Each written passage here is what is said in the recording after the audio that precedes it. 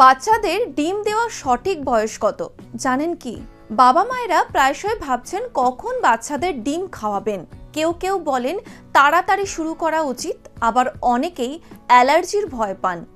ডিম হলো একটি শক্তিশালী উপাদান যাতে শিশুর বৃদ্ধির জন্য প্রয়োজনীয় প্রোটিন, ভিটামিন এবং খনিজ থাকে। বাচ্চাদের ডিম দেওয়ার সঠিক বয়স কত? বিশেষজ্ঞরা জানাচ্ছেন 6 মাস বয়সের পর যখন তারা শক্ত খাবার খেতে শুরু করে তখন তাদের ডিম দেওয়া যেতে পারে। প্রাথমিকভাবে ডিমের কুসুম দেওয়া নিরাপদ বলেই মনে করা হয়, কারণ এটি অ্যালার্জির ঝুঁকি কমায়। শিশু বড় হওয়ার সঙ্গে সঙ্গে ডিমের পরিমাণ বাড়ানো যেতে পারে। তবে একটা জিনিস খেয়াল রাখা প্রয়োজন, ডিম সবসময় তাজা এবং পরিষ্কার হওয়া উচিত। স্বাস্থ্য সম্পর্কিত খবরের আপডেট পেতে ডাউনলোড করে নিন ইটিভি ভারতের অ্যাপ।